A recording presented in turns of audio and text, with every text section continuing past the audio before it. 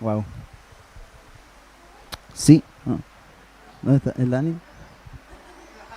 Dani, dame voz. Sí, uno, dos.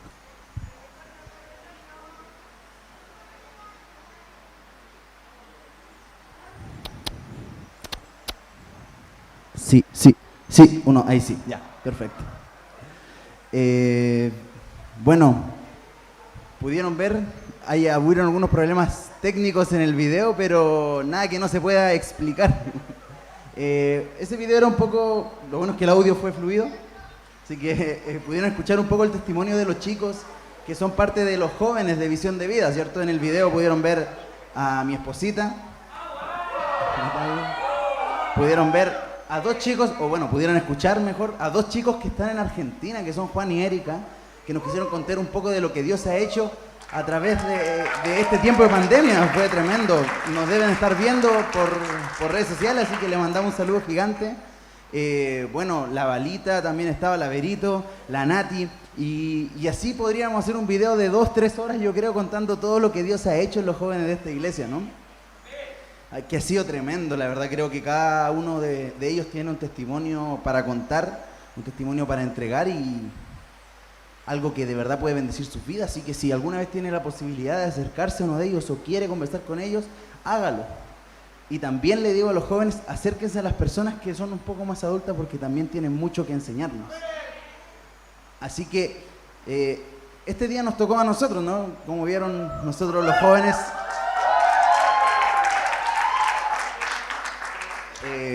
tremendo tiempo de adoración. Sabemos que el Señor está en este lugar y sabemos que Visión de Vida nació en el corazón de Dios. Así como anécdota, cuando conocí al pastor Hugo, él todavía no me conocía, pero yo ya lo veía por internet y hacía todos, en realidad, por los devocionales de los jóvenes. Me daba cuenta de que había algo que hacía que yo quisiera estar ahí. Y no fue, bueno, aparte de mi esposa, ¿no? Pero el otro día encontré una libreta donde tenía anotada una prédica del pastor Hugo del 9 de agosto del 2020, porque estaba en pandemia. Y yo había venido una sola vez acá a Los Ángeles. Y que el pastor, bueno, la tenía anotada ahí en mis apuntes. Y aquí quiero llegar, para los que nos están viendo a través de redes sociales, ¿cierto? En Fondo y Bikini, Ciudad Gótica y todos esos lados, como dijeron. Creo que lo importante es comprender que este es un lugar donde se ama a Dios y donde Dios es adorado, Él decide habitar. Así que no pierda cuidado en venir a visitarnos en alguna ocasión especial, ¿cierto? Si usted es de otra iglesia, sin faltar a sus compromisos de otra iglesia. Y si usted es una persona que no conoce al Señor, puede venir libremente aquí y se va a encontrar en un ambiente grato donde puede conocer más del Señor. Bien, vamos a ir directo a la palabra de Dios. Creo que me siento honradísimo, primero que todo, de estar aquí. Le doy muchas gracias por su atención. Para mí es de mucha honra. Y quiero hablar un poco de lo difícil que ha sido este tiempo de pandemia, porque creo que el mundo está sumido en una tristeza en general, ¿cierto? Lo único que vemos son cifras negativas acerca del COVID. Lo único que vemos son que las pandillas, ¿cierto? Los carteles de drogas están tomando la ciudad y poblaciones, ¿cierto? Donde prácticamente ellos viven libremente y nosotros tenemos que escondernos para no poder pasar la mano. Entonces, entramos en una tristeza profunda. Pero la pregunta que les quiero hacer es la siguiente: ¿de dónde proviene tu tristeza? Que eso es la pregunta que el Señor me hizo a mí. Como consejo, nunca hable de algo que le escuchó otra persona, sino que hable de aquello que Dios le está hablando a usted. Es más fácil enseñarlo. Y Dios me preguntó, ¿de dónde proviene tu tristeza? Vamos a leer dos pasajes bíblicos de dos historias que tienen mucho en común, y ustedes se van a dar cuenta de esto cuando los vaya leyendo. El primero está en Lucas 24, versículo 13 al 34. Esto es la historia de los dos hombres que iban camino a Emaús. Iban caminando a Emaús después de que Jesús murió. Y la Biblia relata, estoy resumiendo, luego usted la puede leer, la Biblia relata que conversaban de todo lo que había pasado, ¿cierto? Y tenían tristeza. Y Jesús se les acerca en medio de esa conversación una vez que ya resucita y les dice, ¿por qué hablan de esto tan profundamente? ¿O de qué están hablando tan profundamente? Ellos le responden, la Biblia dice, en el versículo 17, Jesús le preguntó, ¿de qué están hablando por el camino? En otra versión dice, ¿de qué habla tan profundamente? Los dos discípulos se detuvieron y sus caras se veían tristes. Uno de ellos, llamado Cleofás, le dijo a Jesús, ¿eres tú el único en Jerusalén que no sabe lo que ha pasado en estos días? Y ahí le cuento un poco lo que ha pasado.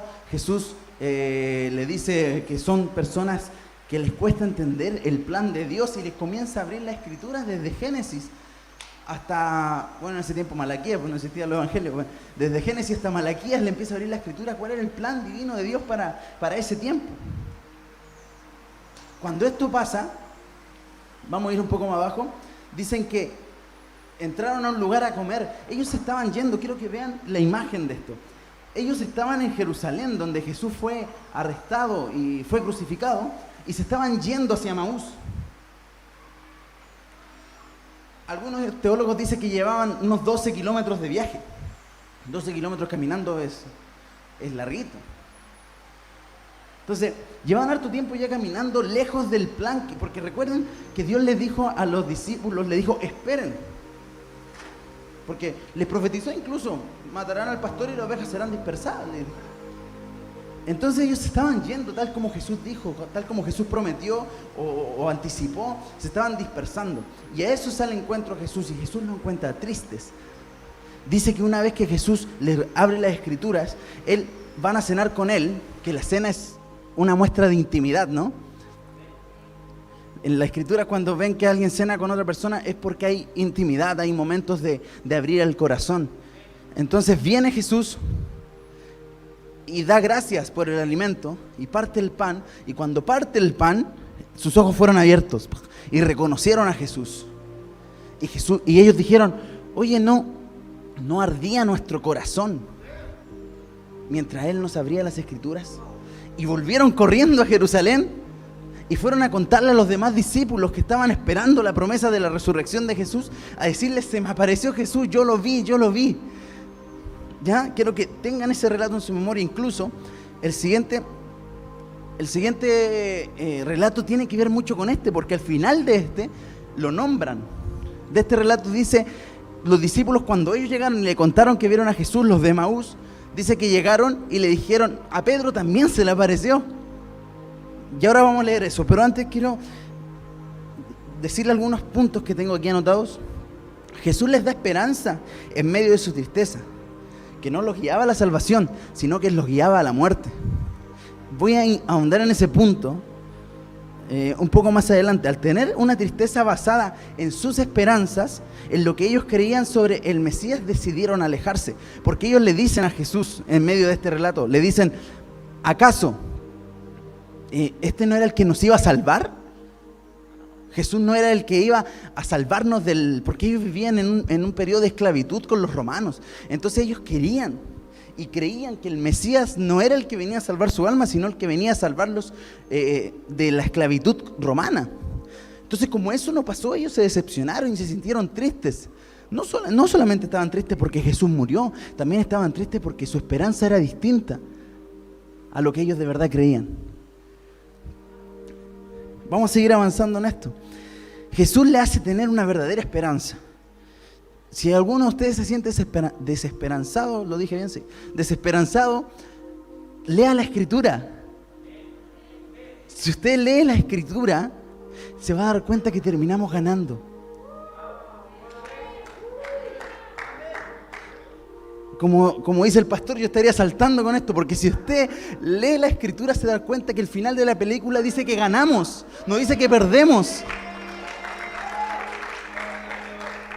Wow, eso es tremendo, chicos. De verdad que Jesús le abre la escritura no porque quería hacerse el que más sabía y decirle, no, yo sé esto, ustedes no entienden, son tontos. No, Jesús les quiso abrir las escrituras para darle la esperanza. Decirle, su plan no es lo que yo tengo en mente. Y les cuenta el plan, ¿no? Luego que ellos escuchan el plan de salvación, ¿cierto? Que es lo mismo que nosotros. A ver, voy a hacer un paréntesis aquí. ¿Cuántos vienen por primera vez hoy? Ahí hay una persona, 2 personas. ¡Qué tremendo! ¡Qué tremendo! ¿Por qué les pregunto? No para avergonzarlos, sino para decirles que el mismo Jesús que arregló esta cita con los de Emaús es el mismo Jesús que arregló la cita con ustedes hoy. Él tiene un plan divino para todo, para toda su vida, de principio a fin. Y lo vemos en estos relatos. Por ejemplo, luego que Jesús les explica el plan de salvación eterno, ellos comentan que su corazón ardía y la actitud de ellos es transformada, porque de un momento que estaban tristes, iban bajoneados, caminando hacia Emaús, alejándose de todo aquello que Dios prometió que iba a pasar en Jerusalén, se dieron cuenta que no era lo que pensaban y volvieron. Cambió su actitud. La tristeza, que el mundo provoca te aleja del Señor. Y esto es fuertísimo. Cuando tú estás triste y tu tristeza proviene de una falsa esperanza, de una decepción, y no proviene de Dios, porque aquí voy a explicar esto de la tristeza que proviene de Dios, pero cuando tu tristeza no proviene de Dios, aunque Jesús camine contigo, no te deja reconocerlo. Aunque Jesús esté a tu lado, esa tristeza no va a permitir reconocerlo. Es más, aquí lo dice clarito.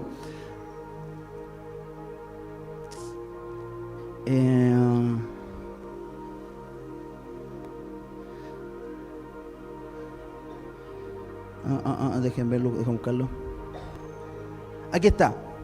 Se les apareció Jesús en ese momento, pero ellos no pudieron, pero ellos no lo reconocieron. Wow, ellos estaban tristes.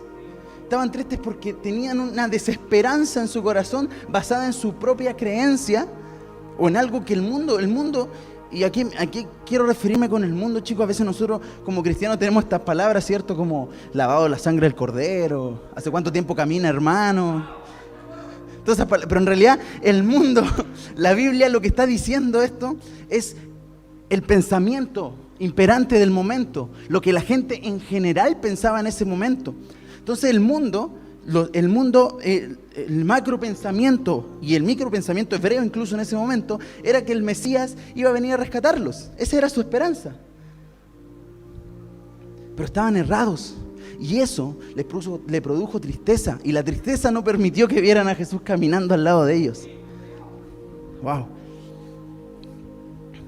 Vamos a seguir un poco más, si no vamos a terminar nunca. Juan 21, del 1 al 17. Este es el otro relato que quiero leerles, que también es conocidísimo, pero que llamó mucho mi atención porque tiene algo muy similar a lo otro. Este relato lo pueden nuevamente leer en su casa, si no vamos a alargarnos mucho, porque son hartos versículos, ¿cierto? Pero habla de cuando Pedro niega a Jesús, y una vez que lo niega, decide irse a pescar de nuevo, ¿no? Entonces, estaba triste, ¿cierto? Porque pasaron 2 cosas cuando Pedro negó a Jesús. La primera es que él le prometió que no lo iba a negar, y lo negó. Entonces ya estaba triste por eso. Y la segunda es que en el momento que él lo niega por tercera vez, Jesús lo mira. ¿Cómo ustedes se sentirían si le hacen una promesa a alguien que aman mucho, y cuando ven que le están fallando, esa persona los mira? Una tristeza profunda, pero Pedro no pudo entender lo que esa mirada significaba. Pedro no pudo entender que esa mirada significaba: yo soy el Dios de todo, yo sabía que esto iba a pasar.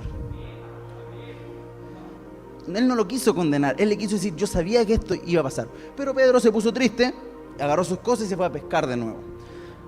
Joven, señorita, adulto mayor, adulto menor, el que sea que esté aquí entiende esto: no vuelvan a pescar. Pase lo que pase, no vuelvan a pescar. No tienen por qué volver atrás en lo que Dios le ha dicho. Si usted le falló al Señor, no tiene por qué volver atrás, porque si vuelve atrás va a pasar esto. ¿Qué le pasó a Pedro? Así que ahórrese el momento y no vuelva a pescar. Pedro entonces estaba pescando. Encima dice un predicador famoso que no sabía ni siquiera pescar porque nunca pescaba nada. Entonces Pedro estaba pescando y no pescaba nada nuevamente. Y llega Jesús y le grita de la orilla. No estaban lejos de la orilla. Algunos relatos dicen que 9 metros.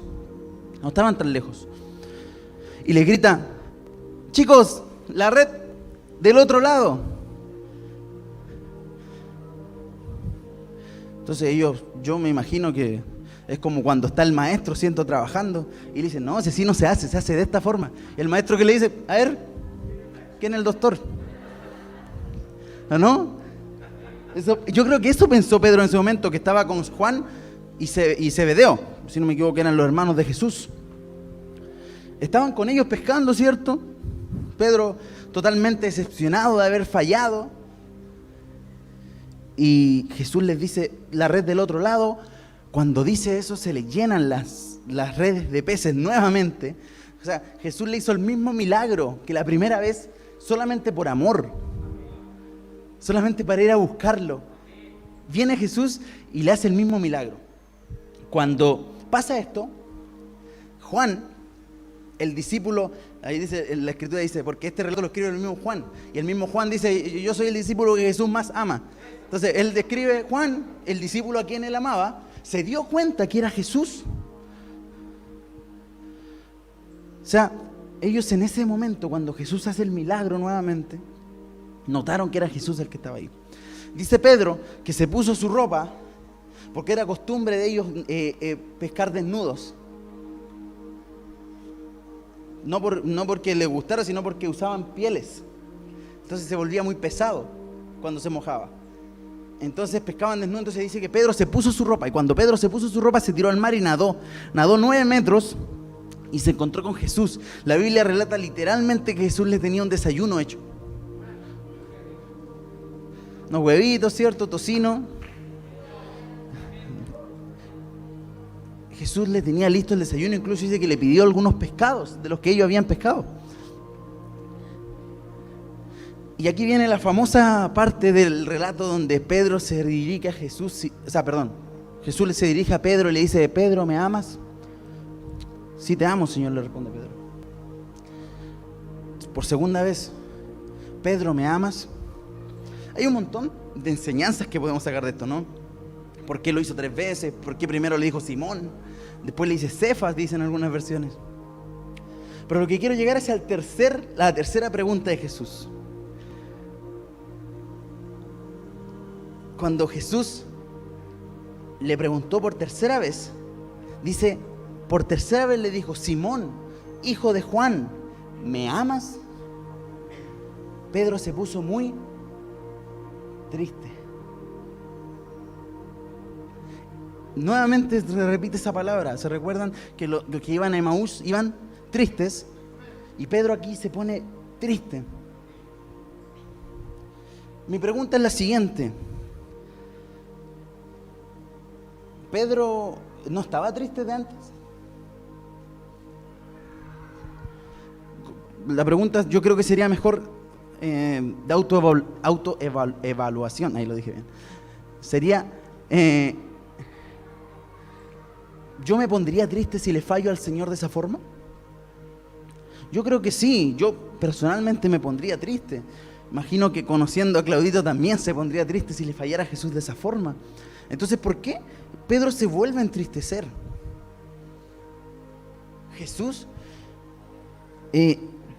Pedro no pudo aguantar la tristeza de la muerte de su Mesías. No pudo aguantar que él lo haya negado y volvió a pescar, ¿cierto? Ya dijimos eso, no hay que volver a pescar. Punto 1, porque ahórrate el mal rato de no pescar nada, ¿no? Entonces, cuando Jesús lo va a buscar, su desánimo era evidente. Pero en el verso 17, Pedro se vuelve a entristecer. Y aquí, cuando estaba leyendo esto, sentí una pregunta en mi interior Y dije, ¿Jesús quiso que Pedro se pusiera triste? ¡Wow! Yo inmediatamente reaccioné y dije, no, el Dios que yo conozco no es así. Pero el Espíritu Santo me sopló y me dijo, mira, leamos 2 Corintios 7:10. Lo voy a leer la traducción en lenguaje actual, dice así: cuando Dios los ponga tristes,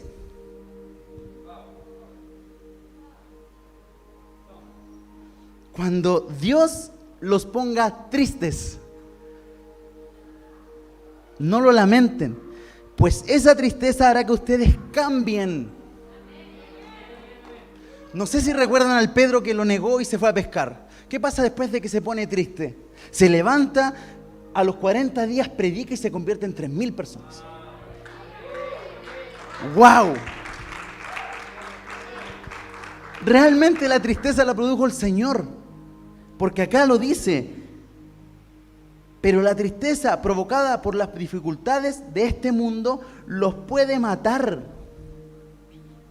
¡Wow! Voy a leer un poco el contexto de esto completo, ¿cierto? Vamos a leer del versículo 9 al 12 de 2 Corintios 7.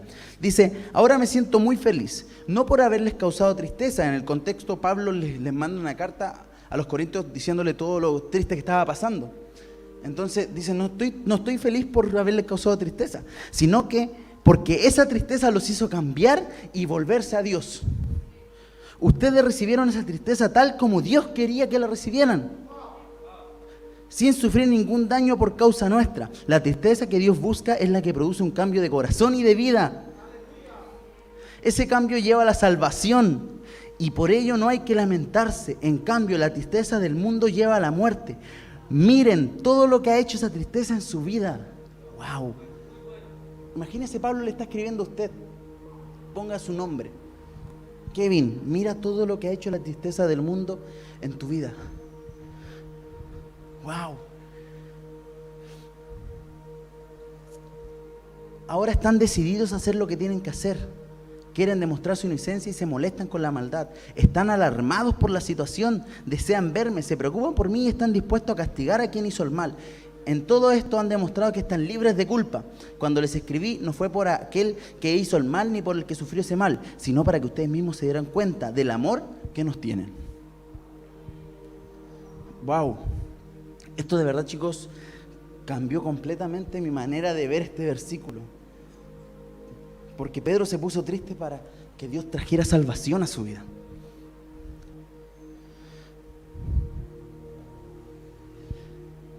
¿Cómo darme cuenta si la tristeza que estoy teniendo es de Dios o es del mundo?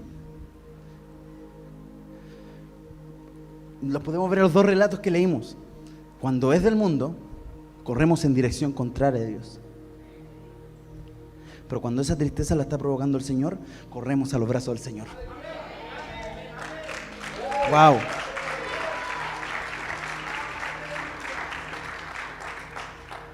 Un ejemplo bíblico de esto, ¿cierto? Como dice la hermana Angélica, ¿cierto? Si esto no tiene Biblia, no vale de nada. Un ejemplo bíblico de esto es David. ¿Cuánto han leído el Salmo 51? ¡Wow! El salmo yo creo que más triste que escribió David. Amargo, ¿cierto? Porque había pecado, Dios lo castigó, ¿cierto? Y él lo único que hizo fue correr hacia el Señor y decirle, Señor, no apartes tu espíritu de mí, no apartes tu espíritu de mí. Esa frase la repitió por 40 noches. Esa tristeza es la que Dios provoca.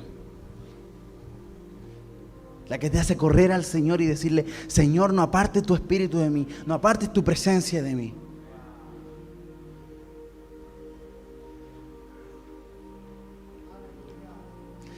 El fin de lo que Dios quiere provocar es vida y no muerte en nosotros. Jeremías, yo tengo planes de bien para ti y no de mal.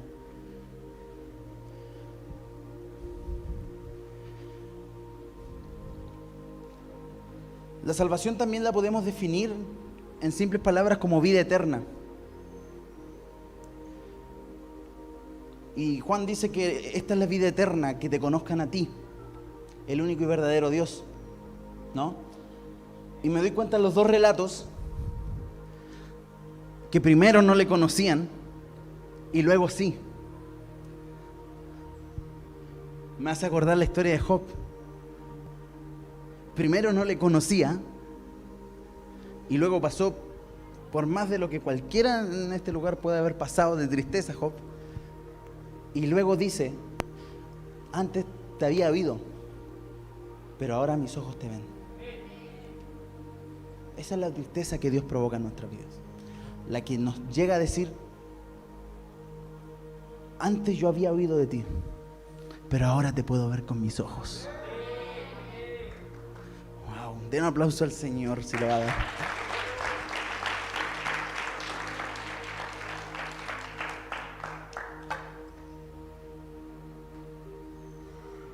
Si los momentos de tristeza en nuestra vida no nos están haciendo correr hacia el Señor, entonces el enemigo ha empezado a ganar la batalla. Por eso es que tanto sentido ahora me hacen esta frase que decían las primeras personas que me hablaban del Señor. Hijo, si no le duele pecar, ya estamos en problema.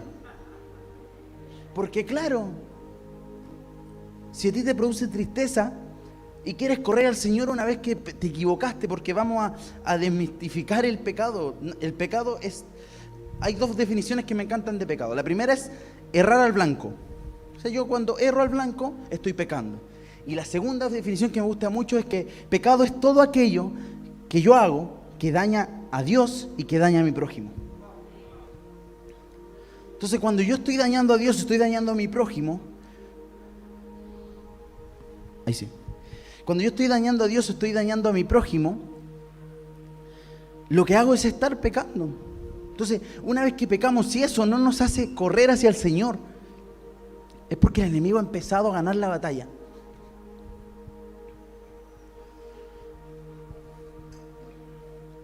Mientras tú seas capaz de correr al Señor una vez que te equivocaste, siempre va a haber esperanza. Siempre va a haber esperanza de comenzar de nuevo.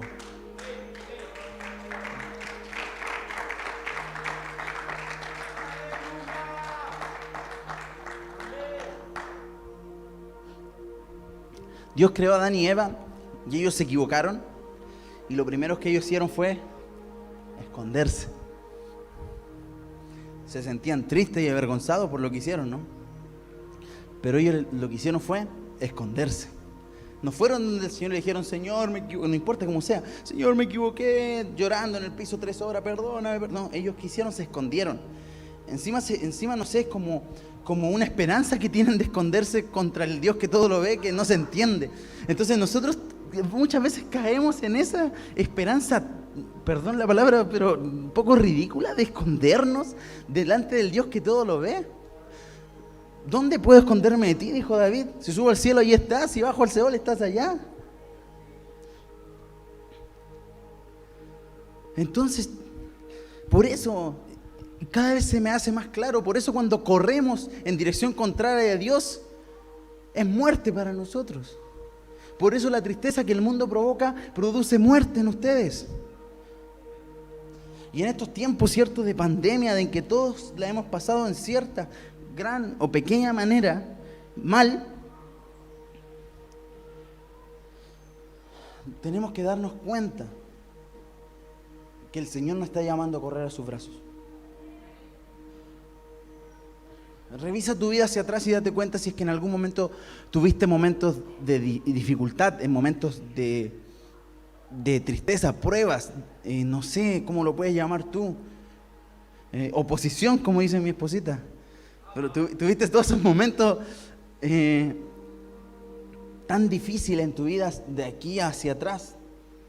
Revisa incluso 2 años atrás y te vas a dar cuenta que en todos esos momentos de tu vida tienes 2 opciones. Y de aquí en adelante tu vida tiene 2 opciones. En la prueba, en la dificultad, en el error, en la tristeza. O corro al Señor o me alejo del Señor. Chicos, el Señor está ahí mismo siempre. El Señor se paró aquí una vez delante de ti y dijo, tú eres mi hijo, y nosotros vamos decidiendo cada día si nos vamos acercando cada día más a Él o nos vamos alejando. No es que yo pequé y ahora me alejo de Dios, no. es que no supe entender el corazón de mi papá, que a gritos me estaba llamando. Incluso se dio el trabajo de ir a buscarme como a Pedro al mismo lugar donde me encontró para poder llamar mi atención.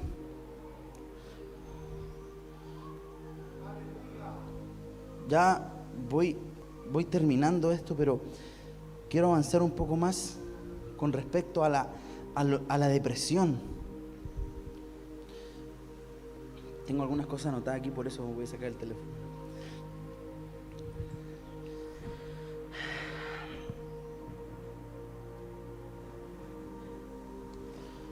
Solo existen dos direcciones. O corro hacia el Señor, o corro lejos del Señor. No quiero ponerle un nombre hacia donde vamos corriendo. Pero siempre que no corremos hacia el Señor, corremos en dirección contraria de Él.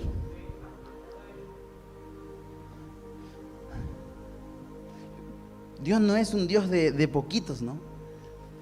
Él todo. Dios es el todo en todo. Entonces, Dios no es un Dios de poquitos, no es que un poquito me acerco a ti. Él demanda todo de nosotros porque Él fue capaz de darnos todo.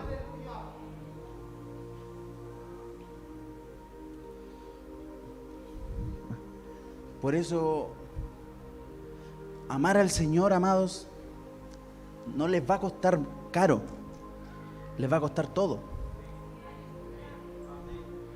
Que es un precio distinto, ¿no?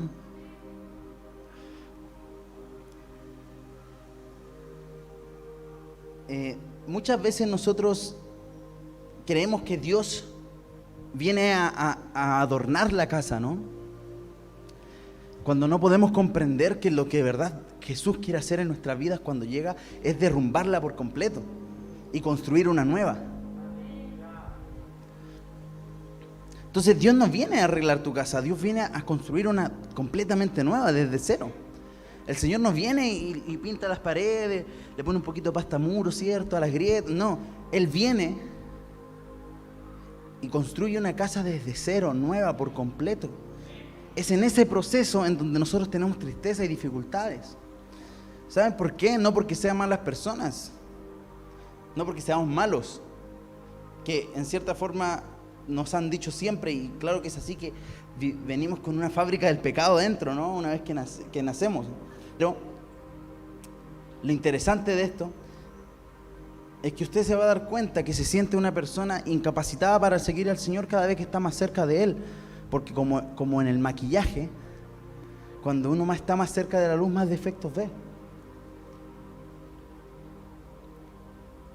¿Por qué digo esto? Porque una vez que tú esté corriendo en dirección hacia Dios, se va a empezar a dar cuenta que hay cosas que va a empezar a notar que le van a producir tristeza. Y en ese momento, usted tiene la decisión de correr hacia Dios o correr hacia el otro lado. Escuché este ejemplo de un hombre que estaba caminando con su hijo en el parque. Su hijo estaba recién aprendiendo a caminar. Y dice que su hijo, como estaba recién aprendiendo a caminar, tiene esto que tienen los bebés de soltarse de la mano y querer caminar solo y rápido, ¿cierto? Y en una de esas, él le suelta la mano un poquito para que él camine solo, y el hijo se cae. Y llora, y llora, y llora, y llora. Y en ese momento siente el Espíritu de Dios que le dice, tal cual, cada vez que te sueltas de mi mano corres peligro de caer.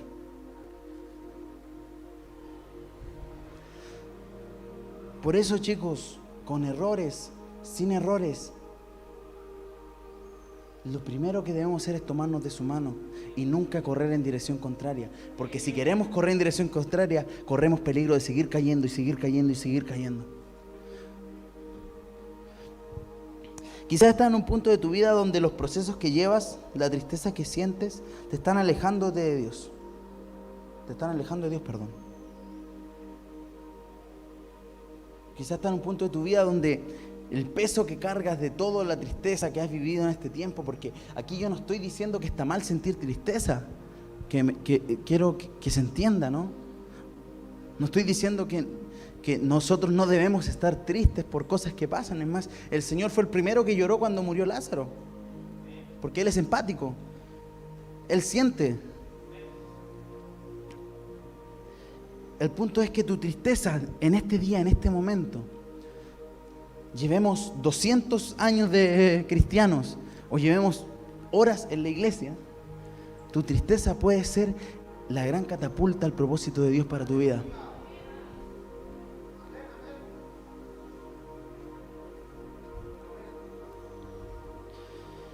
La tristeza del mundo es un velo que no permite que veas a Jesús. Aun cuando, como en Emaús, vaya al lado tuyo, aun cuando esté a 9 metros gritándote, la tristeza no va a permitir que lo veas. La tristeza del mundo no va a permitir que reconozcas quién es Jesús.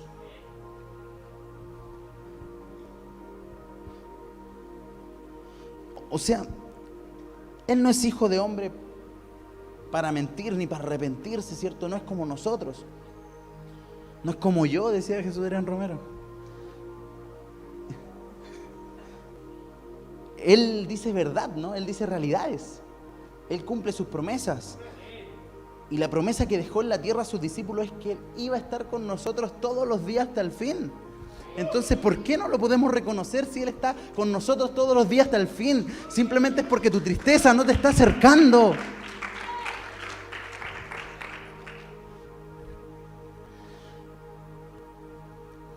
Depresión. Busqué el significado de depresión.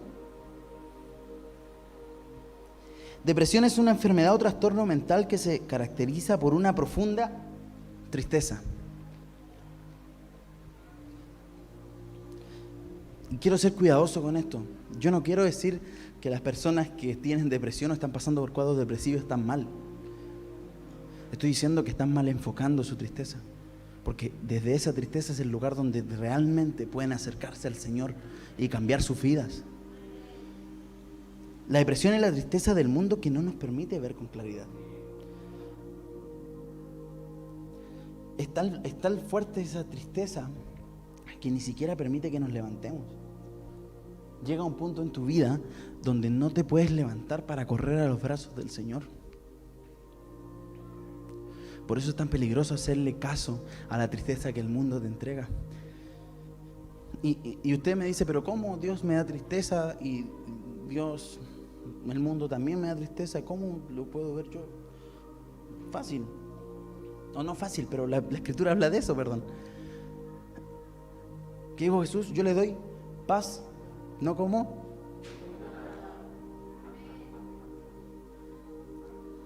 ¡Wow! No hay nada que provenga de Dios que nos pueda dañar. Por eso, si usted en este día o en estos tiempos ha pasado por un momento de tristeza profunda en su vida, no porque yo estoy hablando de esto, sino porque el Señor está abriendo una puerta en este día para que usted pueda comprender que ese momento que está viviendo puede ser la catapulta hacia aquello que Dios soñó para su vida. Dios no tiene planes malos con ustedes. Dios solamente tiene planes buenos con ustedes. Dios solamente piensa bien de ustedes. Estamos hablando del mismo Dios que invitó a cenar al que lo iba a traicionar más ratito. Porque Él nunca pudo pensar mal de él.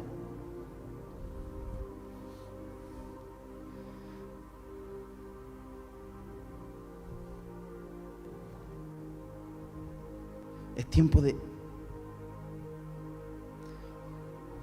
tomar acción frente a nuestro estado emocional, chicos.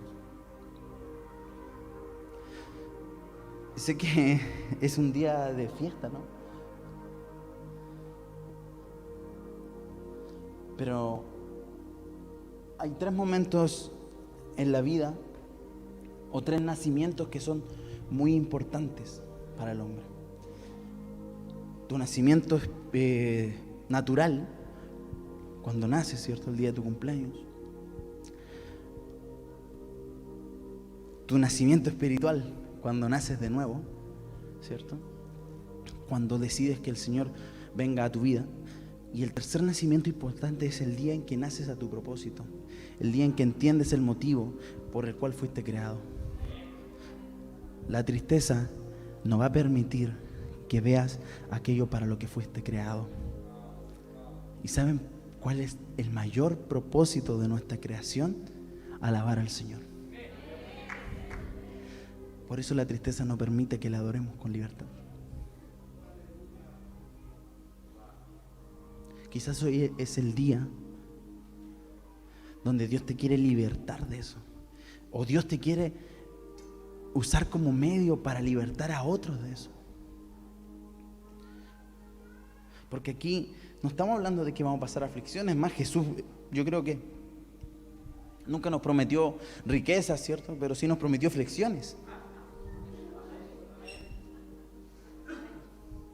Entonces vamos a pasarla mal en este mundo.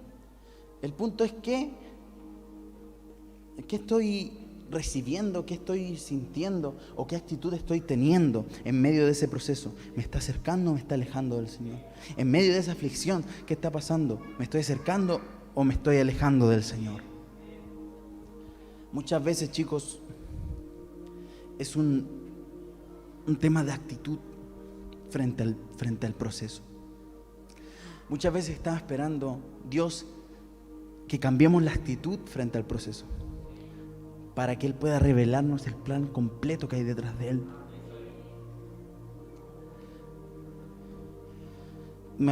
Con esto termino. Voy a mi segundo, son 4, dijo el pastor. Con esto termino. Con esto termino. Recuerdo a Job.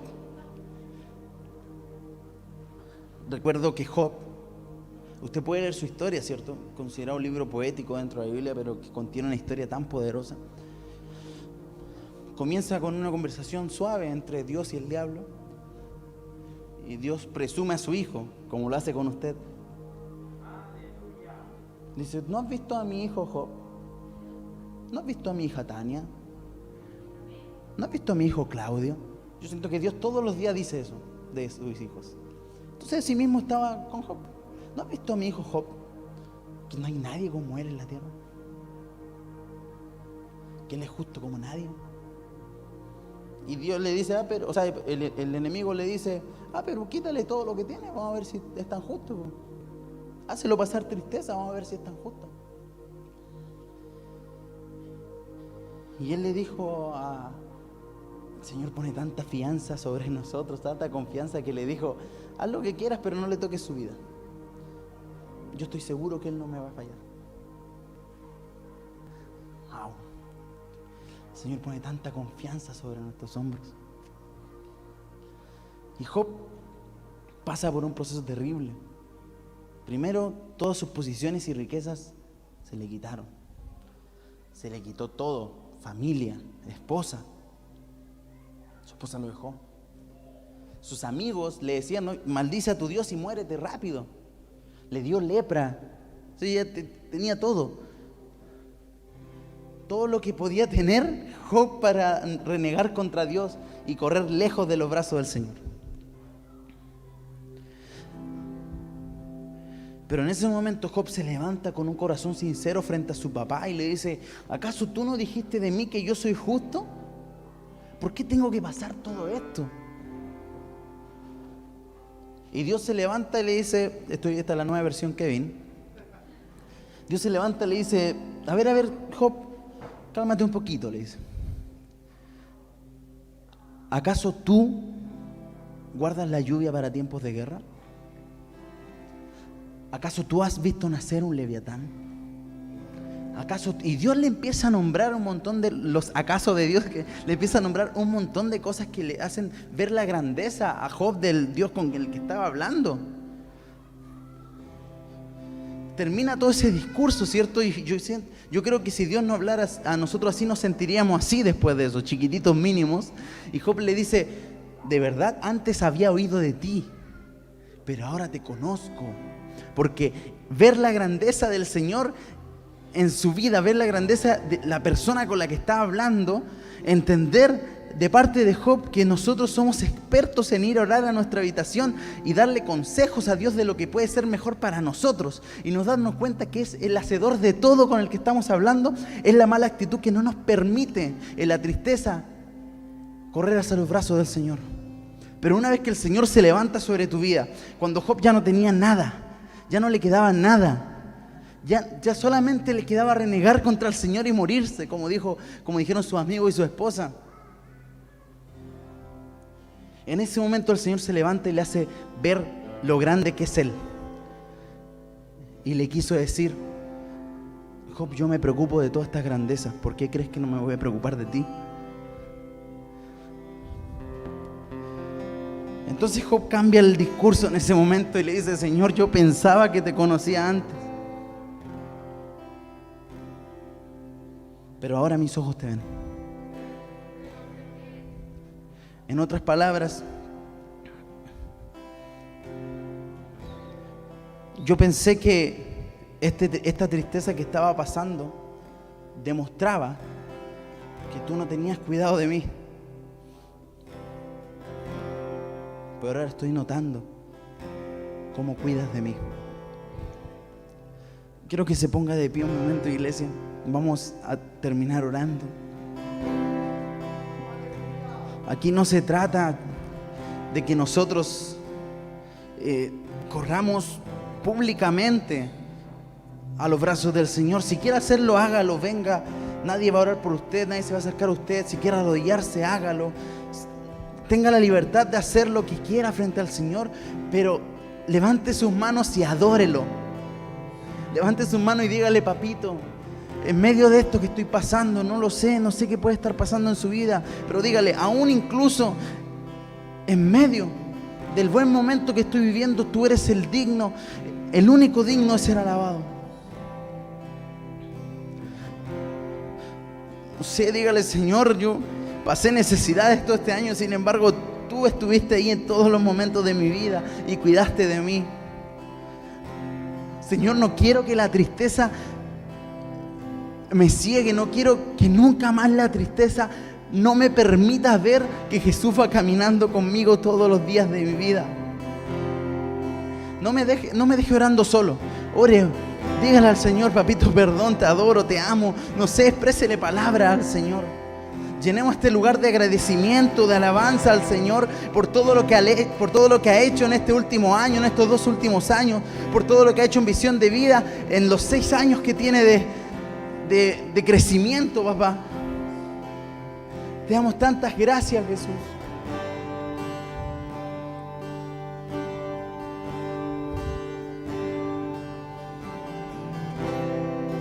No hay nada que se escape de tus manos, Jesús.